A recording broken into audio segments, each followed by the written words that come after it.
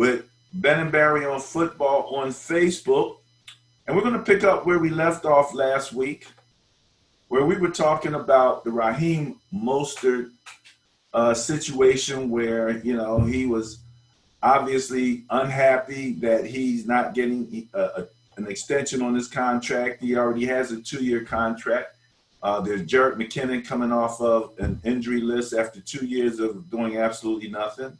And the other running back, why am I forgetting his name? For the Niners. For the Niners? Yeah. Tevin Coleman. Tevin Coleman, exactly. So that looks to be, you know, potentially the running back situation. And I'm hearing on media them saying that relative to his ability to command a bigger contract, he's sort of a victim of the fact that they're saying he's in a system where you can take a running back, you know, it doesn't have to be the top-notch guy, and put him in that system, and he should be able to succeed. So it kind of makes running backs a little more of a commodity, a little less valuable in terms of having to pay somebody. So you know, where did we leave off on that conversation? Well, I think we kind of had a conversation on the video as well as a side conversation in reference to how much running backs are valued in the NFL as a whole. It just so happens that Mostert's particular situation is what started to drive the conversation. But if you just look at Mostert, I'm sure that the main issue there is, here's a guy who made X amount of money in the previous year, worked his way up the depth chart for the 49ers to become the number one running back on the team, even though they did go running back by committee. And when I say he worked his way up, Tevin Coleman catching an injury and Breida not being able to stay on the field didn't hurt him in his effort to become the number one running back. But in fact, he did become the number one running back on that team. He had the most carries. He probably had the most yards. And he felt that, you know, hey, we made it to the Super Bowl. And I had a good game. And I was an integral part of the offense. And I would like to have more money. I'm going to ask for a trade, or I'm going to threaten to hold out. He chose to ask for a trade. He still might hold out. I don't know. But he's well within his rights to do that, to ask for a renegotiation of his contract. I'm sure he's still probably working on his first deal. And if, in fact, that's the case, or even if it isn't the case, guys have to renegotiate all the doggone time, especially guys that are coming off their first deal and have 2 or 3 years left on it. So I have no problem with him doing what he's doing.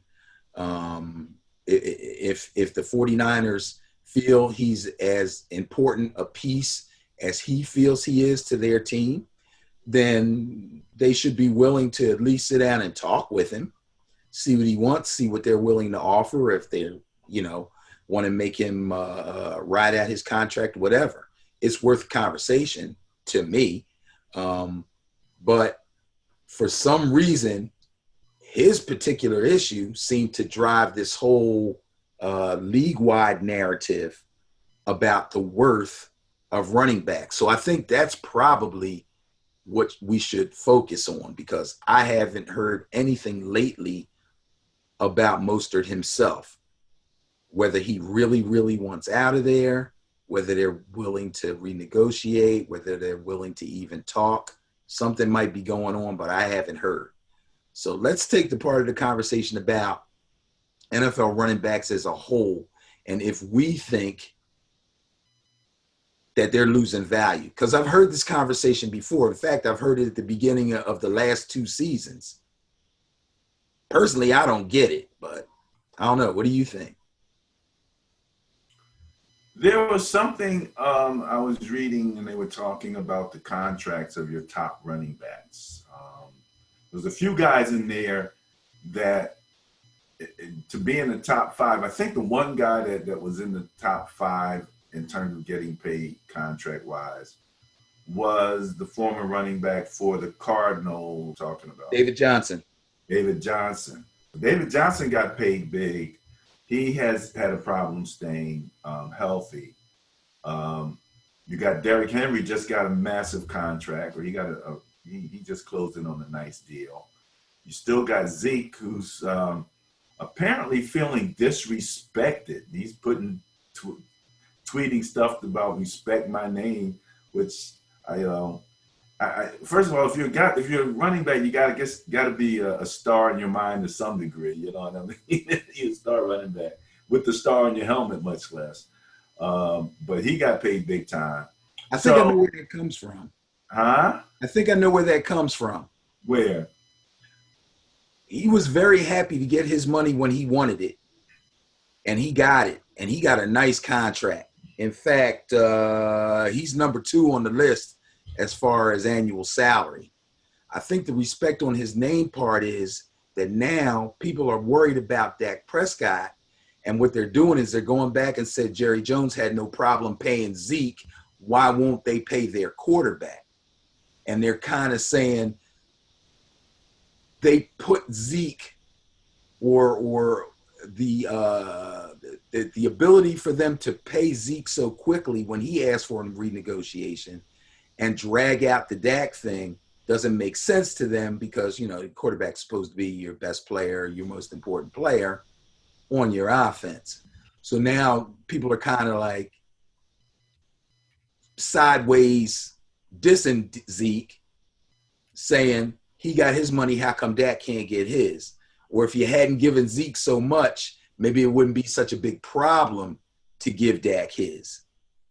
Why he's taking that personally, again, I don't know. These guys are young. Dude, you're making $15 million a year. What is the problem? I'm looking at your top running backs right here. Christian McCaffrey's actually coming out number 1 at 16 mil. Then you got Ezekiel 15. Le'Veon is up there. Now that's a guy who held out. He's at 13 mil. David Johnson, again, he's now with the Texans at 13 mil. Derrick Henry, it says 12.5. Now, I don't know if that's including his new contract. It is. Okay, all right. So, and then you have Kenyon Drake at 8.4, almost 8.5. He was a surprise with the Cardinals, really came in and did a great job with them, and I guess made David Johnson expendable.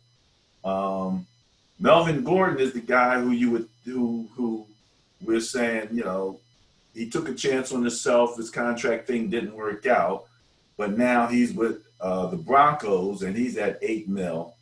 Saquon 7.7, almost 7.8, coming in at 8. Saquon's one step above Leonard Fournette at 6.7, and I'm going to go down a couple more here. Leonard Fournette at 6.7 plus Austin Eckler at 6.1, Todd Gurley 5.5. Now that's a questionable in terms of healthy. It's going to be interesting to see how that knee is holding up as he moves on to the Falcons. Duke Johnson 5.2, and Mark Ingram at 5 even. I'm going to stop there. That's number 13. So that kind of gives you an idea about who the big money guys are. I think the challenge, Mostert actually is on this list. He's coming in right now at 25th. So he's behind Josh Jacobs, Rex Burkhead, Mike Davis, Kareem Hunt, Breida, Jalen Richard, Latavius Murray, James White, Tevin Coleman's making more than he is, Giovanni Bernard, and Jordan Howard. Those are all up to, and I stopped there because that's 14. We talked about Mark Ingram at 5 even. So Mostert is down there at 25. I just kind of, in my heart, would like to see him do it one more year, you know? he got hot. Sometimes you can get hot, and if you can stay consistent, then you'll get the contract that you want, especially if you can stay available and healthy. But the concentration of our effort to talk about the running back situation as a whole in the NFL is to look at some of these NFL salaries. Now, you went a little bit beyond the top 10. So from what I see and hear here, the average salary of a top NFL running back is between, I'll say, 5 million and 8 million. And then you have your top 5 guys: Derrick Henry, who just signed a new contract at 12, David Johnson at 13, Le'Veon at 13, Zeke at 15, and McCaffrey at 16. Okay? McCaffrey earned his money, got what he deserved, and then came back and proved it again. Zeke earned his money, got what he deserved, came back. Well, he got to come back and prove it again this year, but he's already proved it several years in a row. Le'Veon got the money that he looked like he deserved as a Steeler, but hasn't proven it as a Jet. David Johnson got his money after a great year, and as soon as he got his money, he got hurt. Then he came back and got hurt again. So whether he is going to earn it, he's still got to earn it. Derrick Henry started slow, got better, and better, and looks like the workhorse that he's getting paid to be. That's your top 5. They're the only ones that are in double digits. In terms of attempts, I see what you're saying. You know, you're with Derrick Henry, Ezekiel Elliott at 300. Nick Chubb is right there with them, and Christian is right below that.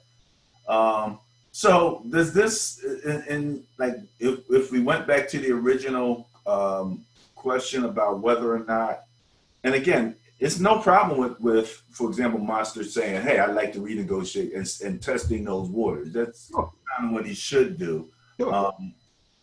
But when when you look at how his rushing attempts relative to a lot of the guys, in the league, he's not even hardly.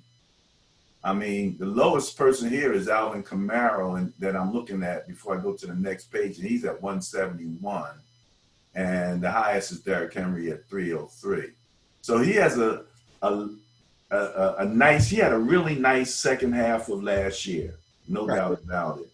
The question is, can he, and that's what I think any GM is going to say to him for the most part, especially depending on what's out there in terms of running backs. I don't know if are there any free agent running backs available, or anybody that's potentially available? Does he have any competition in the league? Not any top name guys that I know of. Jordan Howard's already moved from the Bears to Miami. Duke Johnson's already moved from the Browns to the Texans. Gurley's already moved from the Rams to Atlanta. I mean, all the moves are made. Melvin Gordon's already moved from the Chargers to the Broncos. So that's all the best free agent running backs right there. They're already gone, locked in with their new teams. There's nobody else out there. Now, if Mostert was to say, you know what, I'm going to hold out, it's not really going to do him much good because they're a committee running back team already. They'll just plug Tevin Coleman in, keep their fingers crossed on Jerick McKinnon, and go out and look for somebody else.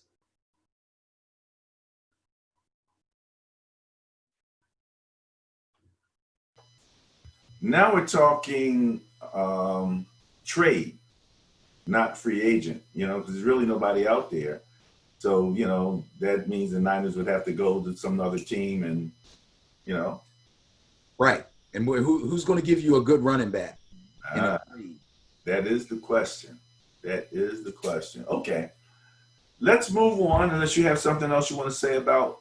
All I want to say is, all in all, from my perspective, the original question was, are running backs being devalued?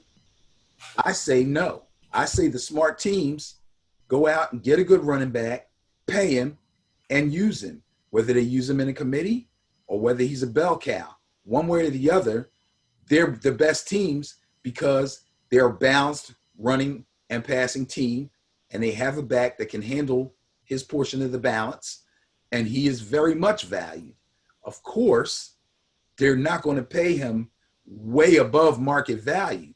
Market value right now seems to be between 5 million and 8 million, with your top 5 outstanding guys between 12 million and 16 million. And if you want to break that double digit thing, then you got to get 250 to 300 carries. You got to turn in 1,500 to 1,800 yards. And if you do that, guess what? You'll be up there with the McCaffreys and the Zekes and the Le'Veons. Okay. All right. All right. So then now we know what Mostert needs to do if he wants to get to that level. But he got to get them carries up. And right now, I think he'd be happy to be in the average level. I'm sure he would be happy with an $8 million a year contract. He would, if he's asking for more than 8, he won't get it. But if he's asking for something between 5 and 8, I forget what he's making. He's down around 2 or 3, I think. If he asks for between 5 and 8, he'd probably get it. It's funny. He is actually sandwiched at 2.9. Exactly. He's right below Josh Jacobs at 2.98 and one step above Carlos Hyde at 2.75. Right. And Carlos Hyde is getting paid what he deserves because he's a backup. He's a third down back. Okay. And Josh Jacobs, that's probably his rookie contract he's still on. So most is like, yo, I got to be making more than this guy. I mean, yeah, he's good, but my team went to the Super Bowl and I was an integral part. I deserve some kind of an extension just on that alone. And I agree with him. Get a man $5 million. Funny, Dalvin Cook is 42 at 1.58. Yeah, and I think that's a new contract. Oh, matter of fact, he has threatened to hold out this year. Has he? Yes, he has. Jared McKinnon is at 1.1 and Darius Geis is at 1.1. Well, neither one of them have played in 2 whole seasons, so they can't ask for more money. They're just collecting checks, nice checks right now. But you're saying Dalvin's thinking about holding out, eh? Yes. If you look at his numbers, he got. I would bet without even looking, he has better numbers than Le'Veon, better numbers than David Johnson. Probably. When they say devalued, as I'm looking at some of these contracts, and again, you're saying that the midpoint is 8. But I don't think that's the actual midpoint. That might be the midpoint of your top 20. But as you go down, you start to really get a larger number of running backs who are down. Those dudes don't play. Those dudes don't play. I can't count the guys that don't play. Well, that might be true, and I don't know if all of these guys, when you say don't play, they're on the roster. So they're when you start to average in salaries and comparing to other positions, that's probably what's dragging the salary average down, because you have a lot of guys on the sidelines that maybe are not playing, they're secondary guys. But when you're looking at the overall contracts, Tariq Cohen, $758,000. Is he still on a rookie deal? Probably. Now that's dragging it down. But again, he's but he plays. Yeah, no. That's but what he's I'm a third down back. He's a third down back. So the way that they're being used now, especially with the propensity to go with, running back by committee, you can see why that would also bring the salaries down. Right. And that's what he's facing. That's what Mostert's facing. That reality of the game. So that's the nature of the position and the nature of the business. That's just the way it is. You could look at the wide receivers. You could do the same thing with the quarterbacks. If you count every quarterback, there's 32 teams, so there's 32 quarterbacks. Then you got 32 backups. What is that? 64. You look at all of their salaries. Never mind the third string quarterback, which almost every single team has. Just take the starter and the backup, and then do the average. That makes Mahomes look even way better money-wise. That's why I said I'm only going by the guys that are actually contributors to their team. All right.